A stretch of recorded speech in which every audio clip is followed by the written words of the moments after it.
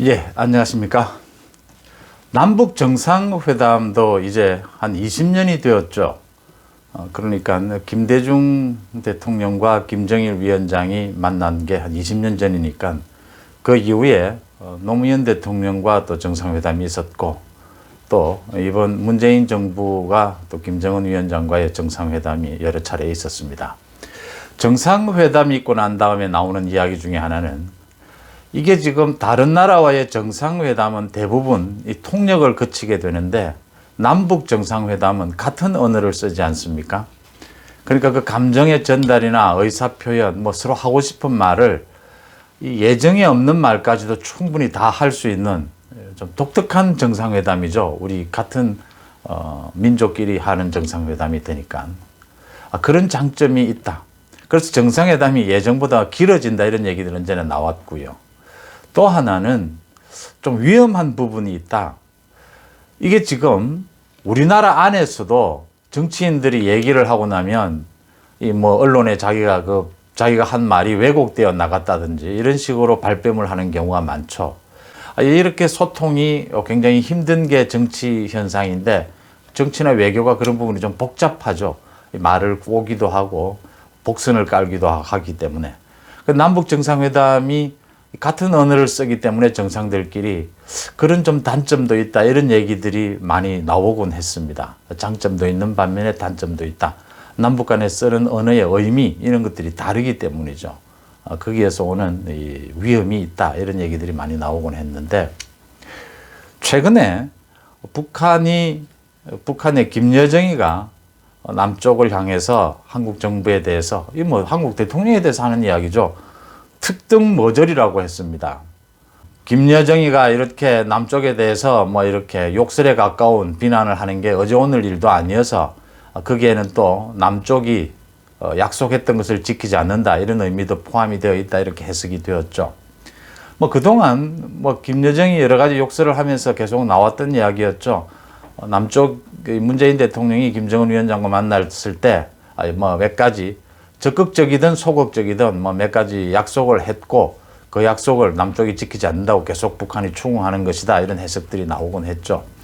그런 것 중에 몇 가지 꼽을 수 있는 게, 소위 국제적인 그 경제 제재에 대해서 좀 풀어주기 위해서 노력하겠다. 또 개성공단이나 그 금강산 관광을 재개하기 위해서 이렇게 노력을 하겠다. 또 한국과 미국의 그 군사훈련에 대해서 좀 축소시키든지 이렇게 안 하는 방향으로 노력하겠다.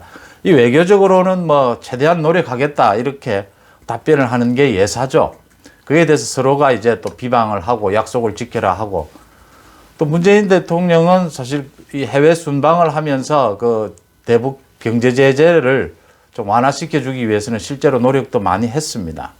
이제 그런 관계에서 김여정의 이런 욕설이 가까운 비난이 계속 이어진다, 이런 판인데, 이것에 대해서 민주당의 윤건영 의원이 더 과감하게 대화하자는 뜻이다, 이렇게 해석을 했습니다. 윤건영 의원이 한 방송사에 나와서 남북 관계에 대해서 큰 틀에서 불만 표시를 한 것이다 라고 이야기를 하면서, 여러 가지 약속이 이행되지 않는다는 등의 내용이 있었지만 핵심은 대화의 여지를 열어두고 있는 것이다. 대화를 하려면 좀 더 과감하게 하자는 그런 요구가 담겨 있다, 이렇게 윤건영 의원은 해석을 했습니다.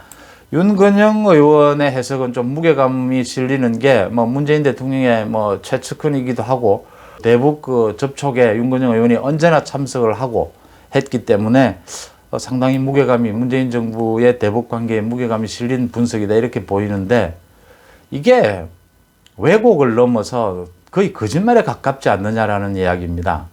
그러니까 김여정이 한 말은 남한 정부가 그동안 한 약속을 지키지 않았다, 특등 모절이더라, 이렇게 욕을 한 건데, 그것에 대해서 과감하게 대화하자라고 해석을 하는 것, 이게 맞느냐라는 부분입니다. 이거에 대해서 국민의힘의 하태경 의원이 꼬집었습니다. 그러면 앞으로 대통령과 대화하고 싶으면, 대통령과 더 과감하게 대화를 하고 싶으면 특등 모절이라고 비난을 하면 되느냐, 이렇게 꼬집었습니다.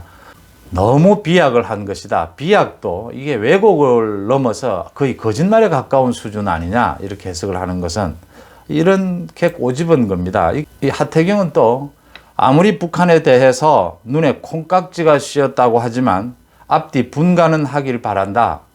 김여정을 감싸기 위해서 한국 정부와 대통령까지 욕보이는 수준이 아니었느냐.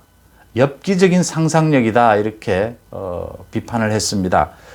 이 비난의 김여정의 비난의 해석이 아니고 전반적인 남북 관계에서 자기가 희망하는 것은 앞으로 대화가 더 있기를 희망한다. 이건 희망이죠. 그 다음에 김여정의 이런 비난이 앞으로 계속 이어지고 있는데 아직도 그렇지만 대화의 가능성은 남아있다. 대화가 완전히 문이 닫힌 건 아니다. 이렇게 앞으로 자기가 남북 관계를 분석하고 희망하는 것은 가능하죠. 지금 남북 정상회담도 올해 지금 열겠다고 계속 윤건영 의원이 이야기를 하고 다니고 있지 않습니까? 열려야 한다고. 뭐 선거에 이용하기 위해서든 아니든요. 근데 자기의 희망과 김여정이 한 말에 대한 해석을 혼돈해버리면 이건 왜곡 나아가서 거짓말이 되어버리는 것입니다. 언론을 하면서 참 어려운 부분이 있습니다. 언론이 조금만 이렇게 냉정을 유지하지 못하면 이 왜곡, 침소봉대를 하게 되는 경우가 있습니다. 왜냐하면 저는 흔히 이거 언론의 기사와 기사 편집을 이 판사들의 재판과 비교를 좀 합니다. 판사들이 재판을 할 때 가장 중요한 것 중에 하나가 여러 가지 그 사람이 저지른 죄, 거기에 어떤 벌을 줄 것이냐, 또 그 사람이 그 죄를 저지를 때의 정황, 그 이후에 또 사과하는 모습 이런 걸 다 고려를 한 다음에 죄를 주긴 하는데 어느 정도 형량의 죄를 주는 게 가장 좋으냐, 이게 가장 고심을 하죠. 똑같은 살인죄라고 해도 뭐 똑같이 10년형을 주는 건 아니지 않습니까? 여러 가지 정황에 따라서 줄어들기도 하고 늘어나기도 하고 이렇게 되는 것입니다. 판사들의 재판은 그게 아주 중요한 핵심이죠. 근데 언론은 어떤 사안에 대해서, 어떤 팩트에 대해서 보도를 하고 또 그 편집을 할 때 이게 잘 지키기가 힘든 경우가 있습니다. 언론의 그 보도, 신문이면 신문, 방송이면 방송에 그 편집에 하는 그 시스템상 사실 그날 뭐 큰 뉴스가 없으면 별것도 아닌 뉴스가 굉장히 중요한 뉴스로 등장할 수도 있고요. 또 기자들이나 그 편집을 하는 사람의 성향에 따라서 아주 작은 뭐 별것 아닌 뉴스가 굉장히 크게 이렇게 부각이 될 수도 있고요. 또 여기에는 언론의 선정성이라고 하죠. 저도 유튜브를 하면서 이 선정성에 대해서 많이 고민을 하게 되는데 아무래도 제목이나 이런 것들은 좀 과감하고 세게 뽑아야 눈길을 끌지 않습니까? 이런 언론의 선정성을 갖고 있는 속성상 이 왜곡을 할 수밖에 없는 굉장히 많은 이런 속성들, 유혹을 받게 됩니다. 그렇지만 거기서 가장 중요한 건요. 언론이 기본적으로 편향성은 갖고 있죠, 누구나. 뭐 기자든 뭐 편집자든 누구든지 어떤 언론사든지 이 가치관에 따라서 달라 편향성은 갖고 있죠. 크게 편향성을 갖지 않는다면 어느 정도의 편향성은 불가피하고요. 문제는 사실을 왜곡하거나 거짓말을 하는 것입니다. 가짜뉴스라는 얘기를 많이 하는데 실수로 어떤 팩트 확인을 실수하게 돼서 이렇게 틀린 뉴스를 내는 것은 가짜뉴스라고 보지 않죠. 어떤 목적을 갖고 이걸 왜곡할 의도로 가짜뉴스, 사실 팩트가 아닌 주장을 했을 때 그걸 가짜뉴스라고 하는 거죠.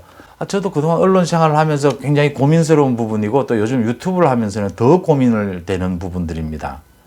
그런 부분이 남북 간의 관계에서 굉장히 많이 일어난다.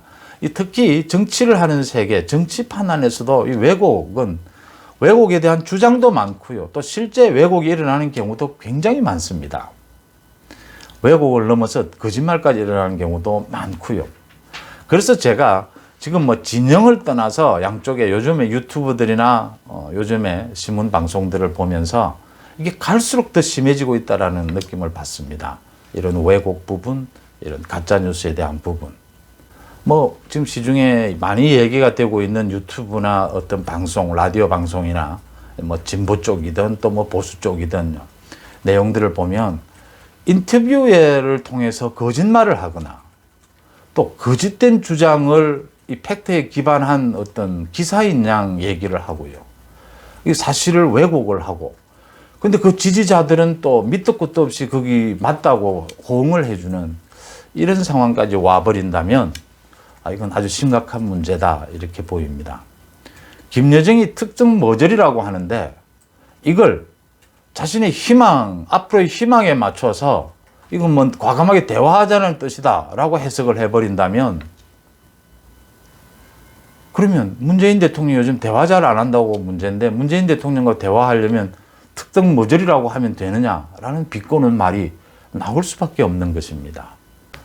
굉장히 사실 뭐 유튜브, 인터넷 모든 걸 통해서 지금 언론이 굉장히 다양해지고 넓어졌지 않습니까?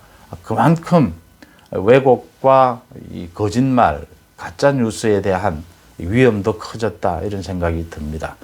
이 남북 간에 지금 주고받는 이런 대화, 해석에 대해서의 그 왜곡을 통해서 그 언론의 그런 부분까지 한번 같이 생각해 봤습니다.